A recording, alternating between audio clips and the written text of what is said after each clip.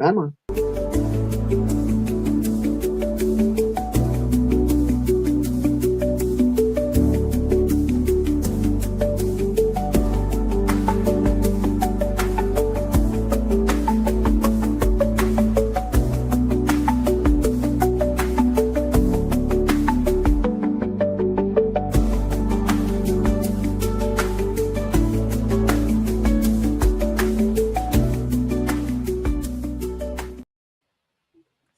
Good evening, everybody. It is Sunday. It is 7 o'clock Pacific Standard Time. This is the War Room, episode 11, the continuing series on people telling you how to do this effectively. Tonight, we are joined by Jason Hassler, Hello. radio DJ for Hassling the Paranormal. By the way, the name just kind of fits. Hassling the Paranormal, Jason Hassler. It's a great name.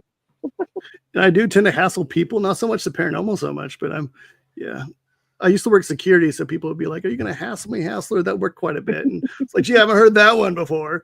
So if you want to tell us about your team, how long you've been in the business. Sure. My team is Big River Paranormal, and I've been on that team, I believe 9 years in August. I started there, and now I've become the director for the last couple of years. I've been the director. We have, I think, 8 members now. My daughter Mariah is my co-director, and so we're the TAPS family team for the state of Oregon, Idaho, and Southwest Washington. So if you don't know what that is, that's the Atlantic Paranormal Society, and that was started by Grant Wilson and Jason Hawes from the Ghost Hunters TV show. And basically what that is that we're getting so many calls for help, they couldn't possibly go help everybody. So they created these teams all over the country and all over the world now. And whenever they get calls in that area, like if they go into Washington, Idaho, Oregon, they'll hit my team up and we'll take the case or decide if we're going to, if it's right for us and that kind of thing. So it's been a lot of fun. Learned a lot over the years. Nice. All right, and you've also got a radio show. Yes. Hassling the Paranormal airs on KXRW in Vancouver, Washington, 99.9. And it airs every second and fourth Thursday. And then it re-airs all the time. I don't even know. It re-airs so often, I don't even know how often. It's like Saturdays at 2s and just whatever. So, it airs every Thursday, but new episodes are the second and fourth at 6 p.m. Yeah, I notice on your show description, Hassling the Paranormal with Jason Hassler covers all things paranormal with some of the top specialists and experts in the paranormal community. And then he had me on the show and made that a giant lie. Well, at least played the part, right? I tried. He's good at playing the part. Yeah. That's all that matters, right? That's what I tell people when they ask me, when you're watching TV, a TV show, paranormal TV show, how do you tell if it's fake or real? And I said, one of the easiest ways to tell if it's real is us paranormal investigators. We're paranormal investigators. We're not actors. So if we genuinely look scared, it's probably real. Yeah. Plus, we're not running and screaming and yelling. And we try not to anyway. I mean, it happens because, we're human and, usually it's like a bat or a spider or something we're running from, living something. So because we're leaving this as a testament, a master class, if you would, for the next generation of paranormal investigators. And you just taught a class on this up at Port Gamble. Unfortunately, James and I were at a concert, so we were unable to attend that. Yeah. What would be the things you would give advice to the next generation? Equipment, tactics, procedures? Yeah. Research. Well, the first thing I would tell people that want to get into this is decide what you want to get into it for. So are you wanting to help people with their paranormal problems, or are you wanting to scare yourselves? Nothing wrong with either one of those. So if you want to go out and just scare yourself at the cemetery and whatever, go for it. But know what your qualifications are. If you don't go into a residential to help people if you don't have the qualifications to do so. So the main thing for me the starting advice is get permission to be where you're at, because we have a lot of people that just want to sneak in places. You can get permission to go into cemeteries at night. It's you just have to know how to do it. It's not hard. You just ask. Some cemeteries will let you, some will not. Find the ones that let you and go. And definitely don't sneak into abandoned buildings and stuff like that. But as far as equipment goes for beginners, for me, it's keep it simple. Keep it very simple. So, like, I would go with your very basic standard recorder, digital recorder, because you don't, of course, unless you have a lot of money, you don't really need to spend a lot of money. Right. It's you can get a $50, $60 one at Walmart that's going to work just fine for a beginner. And then, you want your very basic cameras too. You don't need anything really expensive. And then know what your equipment is. Whatever you buy, know what it really does. Know what your REM pod is doing. Know how your spirit box works. So what's like, for me, the spirit box, I've got a lot of, we have one.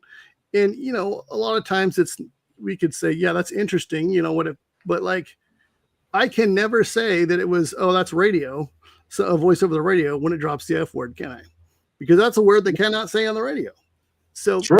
know those kind of things. That was kind of something I was laughing about, because, that's the times where, because I'm very skeptical for myself. I'm very skeptical when it comes to these gadgets like the spirit boxes and the Ovilus and all that kind of stuff. Now, sometimes they work, sometimes they have very interesting stuff. But like when I get hit with that, like, I was in Port Gamble last year, and a lady had one, and it kept telling me to go F myself. Well, the radio is not going to tell me to go F myself, is it? So, but like with a REM pod, everybody's got these REM pods now and these fancy detectors that they're not, then the K2s and all that kind of stuff. Those are not ghost detectors. There's no science to prove that they show that that's a ghost here. That's just not how it works.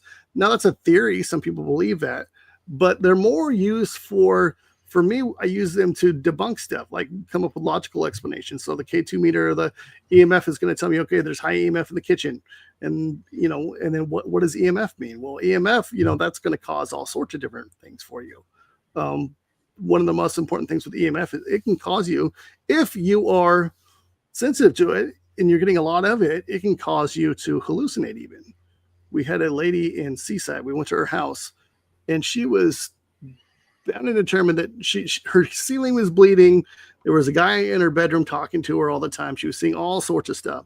And that just, as we all know, that's not probably actually happening. Maybe it is, but we go out there to find out. So we go into her. The first thing we do is we go in her room, and she's got this really old alarm clock right next to her headboard. And it's pegging our EMF detector, like as high as it will go. And that's pumping into her brain all night long.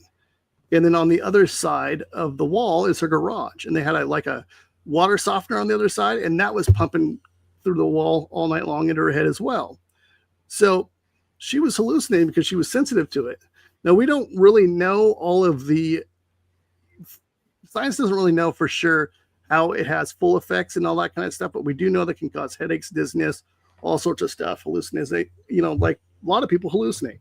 For the most part, it's you get dizzy and get a headache. Right. That's what a lot of people get, but it's not fun. And that is 90% of what the kind of stuff we run into. We don't run into ghosts on every investigation we go to. And if you are, you're probably not being skeptical enough. That's even on a place like, say that I've been 10 times and I know it's haunted because, like, say the Walker Ames house, we've all been there. We know there's ghosts in that place. But right. if I'm getting stuff every single time I'm there, I need to examine my evidence more and be more critical of that, because they're not circus performers. They're not going to perform on command, and it's not going to be a ghost all the time. You got to find logical explanations for those things. Right. And so that's something you're saying don't be the hardcore skeptic that even if something was to come up, say the radio saying F you, yeah, as a hardcore skeptic, you'd be like, oh, it's just pirate radio. Yeah. But don't be like the hardcore believer that if you get a spike, you're going, it's a ghost. Yeah, it's not. Look for the logical explanation. Like, there's always going to be electrical magnetic fields. People don't turn off their cell phones like they're supposed to, airplane mode, that kind of stuff. Like a lot of teams don't do that. And when they don't do that, they mistake it for, and they may even know that, hey, it's probably my cell phone, but they're doing it for clicks. And I think, you got to be real careful with that because, when you're doing it for clicks, it's fine. But let people know, hey, this isn't necessarily, this is entertainment. We're not paranormal investigators. We're entertainers. Like, if you look up Zach Baggins, it will say entertainer on his profile. It will not say paranormal investigator because he's an entertainer. Now, he fakes a lot of his stuff because he's on TV. It's his job to entertain. If that's what you're doing, that's fine. But if you're actually trying to help people and you want to be an investigator, you can't make stuff up. That was one of my things in my class was I couldn't think of any other way to say it than don't make shit up. That was the only thing I could think of, and that's what I told people, just don't do it. Cause you get a lot of people that will do that, or just, they don't want to look into it because they want it so badly to be a ghost. They're like, oh, well, let's just call it, let's just like, there was a particular team that I was watching one of their videos and they got really upset with me because they had the REM pod, but they were like walking up to it with their video camera and making it go off, which it will do if you get it close to a video camera with it, Yeah. And so they're talking about, hey, it must be a ghost. They're freaking out like, oh, we're getting responses. And somebody commented on there, hey, are you guys taking beginners? And because I cannot help myself sometimes, my response was, it appears they are beginners. And they were really upset with me about that. But like, let's be honest, that's a beginner move. Like, know what your REM pod, what's going to set off your REM pod, and your camera's going to do it every single time. Like a REM pod, they're so finicky, they're fun, but they're very finicky. Sometimes they just randomly go off for no reason. You can't find a reason. Is that a ghost? Maybe, but it's more likely REM pods are just weird people, like they're just weird pieces of equipment. They're fun. We'll use them if we have a public investigation or something. We'll use them for that because people like to play with stuff they've seen on TV and that kind of thing. Right. But we don't ever use it to say, hey, this is ghost. This is a ghost. Right. Yeah. I mean, I have a REM pod and I don't use it very often at all because of the fact that it's so sensitive. Yeah. I mean, you could, like they're cool and they're obnoxious, but like the spirit boxes, those are the most obnoxious, piece of equipment on the planet. They're fun, but they're loud. So that's why we always stick somebody with headphones in that method, because I don't want to listen to it. And and that's always fun because then if you do get something, the person has no idea what the question was asked, then you could say, hey, maybe we have something here, but just at blurting out random words and whatever, Yeah, I know when we were filming our documentary, we had a SB7 hooked up to a louder speaker for the film crew, and they were like, they stopped filming for a second. They're like, is there any way we can get rid of all the static? It's like, that's that piece of equipment. It's like, if you figure it out, you let me know, please, because that would be great. And I think there has been some people that like very technical that have figured that one out, but I haven't. I'm not very technical when it comes to, I like to keep things very simple. I don't mess with my equipment because I'll break it mostly. Like, why'd you take apart? You take apart the spirit box and you don't get it back together. What a shame. Yeah. But yeah, for me, like your most, EVPs are going to be your best and easiest way to find things that you can say, hey, this might be paranormal. That is the easiest way you can come up with something. And even those are difficult, like those are really, for me, like we get them all the time. And I'm like, I have no idea. I know it says something, but I don't got a clue what it says. Like, yeah, it's my teammates will be like, oh, it says this. And then of course I'll hear it. But, like I have a hard, unless it's like a class A where like, it's obvious what it says. I'm terrible at like trying to figure out what it says. Yeah. So those are fun. Do you guys get a lot of that as well? It's like where you can't tell, you got a voice, but you can't tell what it is. There's been a few. Yeah, I was gonna say there's been a few. I mean, one of the things. Yeah, go ahead. I mean, the most recent one I've had, I'm just going through a case now, and Yeah. right off the bat, it wasn't words; it was actually a breath. Yeah. And I'm sitting here trying to calculate where everyone was at the time. Yeah. And I got it on camera. It wasn't even on an audio recorder, Oh, yeah, that's cool. and it was right behind the camera, and the camera was actually up against the wall. Oh, So I knew no one, was even close to it. yeah, that's always fun when you can get those. And then, like, we get like humming sometimes and just, all sorts of stuff. We don't know what it is, but I'm terrible at, like, I don't even try. I let my team, like, you guys can do this part and, like, send me what you think you got and we'll go over it. I mean, what I've done too is if I'm not 100% sure as to what it's saying, I'll pass it on to a team member and say, give me your thoughts on this. And then Yeah. I'll send it to someone else. I'll get more than one person's opinion on it. And Yeah. then I'll go back and listen to it again and just to see if what they heard is kind of matches up. So, Yeah, it sucks when you get like two teammates are swearing at something and then the other one's like, no, that was me. Gee, or you get a team member that just doesn't hear anything. that would be me. Yeah, I'm like, I don't know what that is. They're like, seriously, you can't hear that? But some of them are like, wow. We got one that it was kind of funny because one of the things that I try to stress with my team is language when you're on an investigation, because nothing is worse than dropping the F-bomb and then like having this class A EVP behind it because you cannot use it. You can't show it to the client. You can't put it on your website because now, it looks very unprofessional. So we were on this location and we had just gotten in. And so one of the things we do when we walk in, we immediately start a recorder because you just never know. So we got the recorder started and me and a team member are joking around. We're just giving each other crap, talking about our day and all that kind of stuff. And my team member, Stacy, says, because I'd swore, she said, hey, professionalism, Jason, just giving me crap.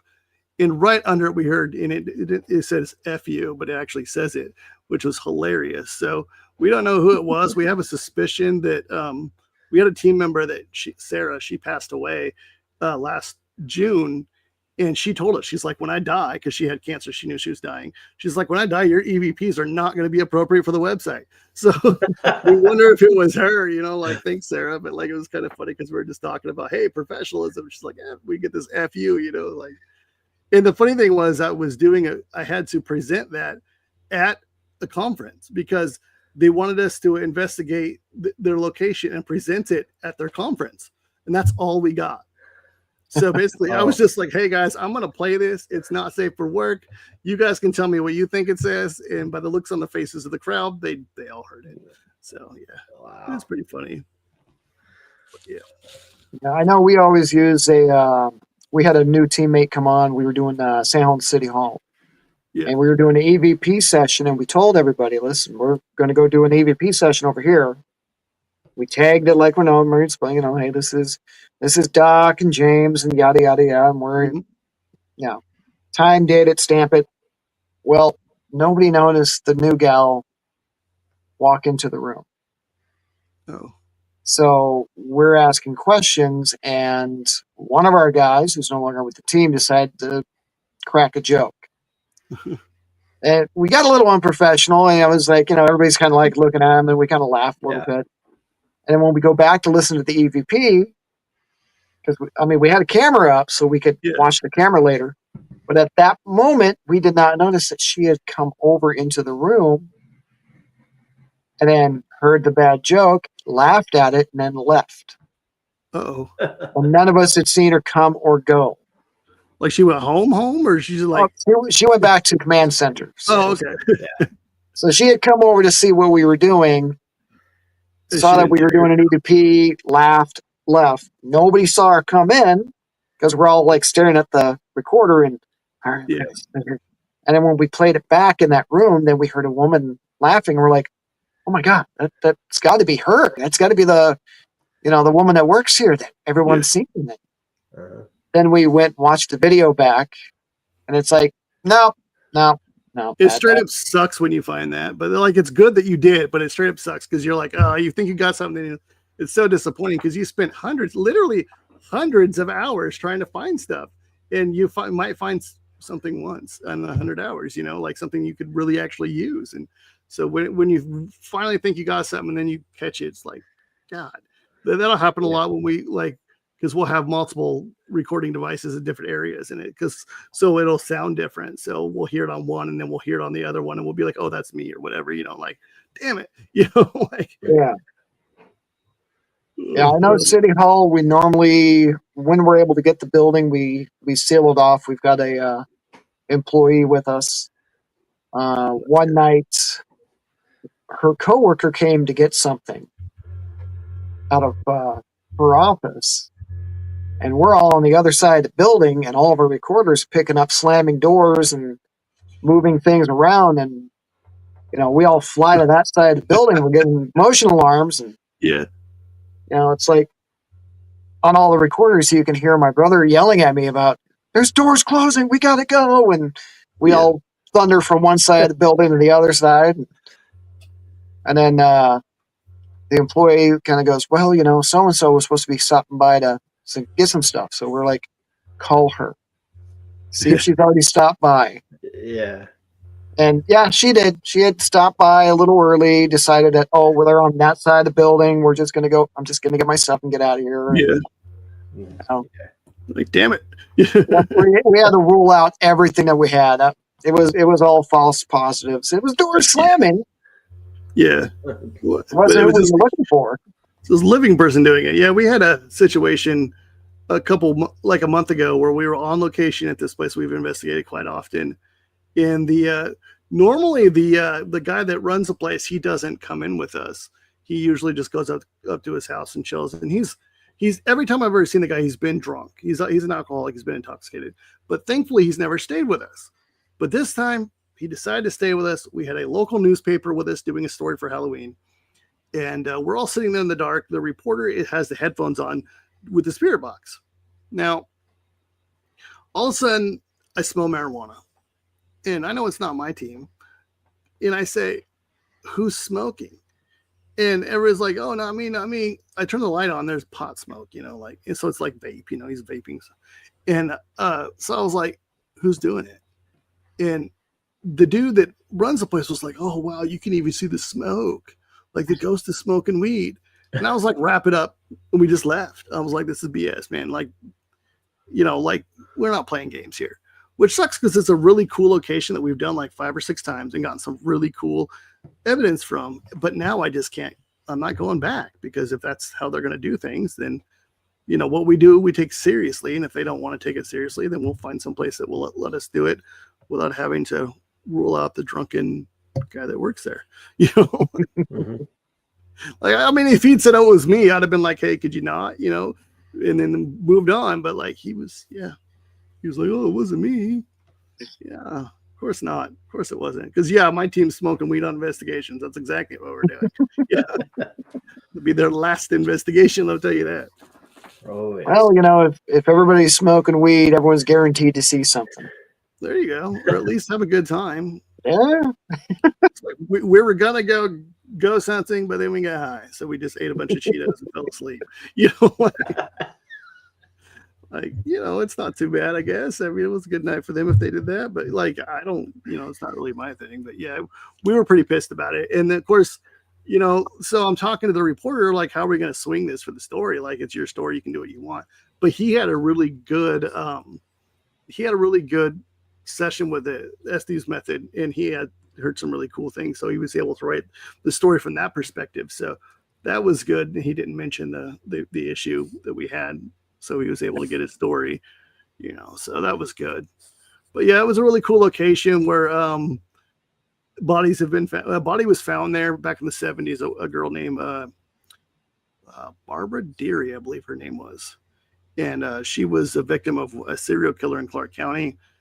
This guy's they believe he killed her, but he hasn't been convicted of her, but he's been convicted of a few here. But back then they just didn't have the DNA and evidence, that kind of stuff, to convict him for others. So he's going to be in prison forever. So there's just no reason for them to, and they believe there might be other bodies on that property, but they haven't located them. But they did locate her because she was actually in the building when he dumped her. So yeah, it's a really cool place. There's all sorts of, interesting stuff that goes on there, but he ruined it. So as long as he's running it, I won't be going back out. Yeah. It's the whole ethical kind of thing. What's he setting up out there? Is there speakers somewhere where he's whispering stuff? Maybe. Who knows?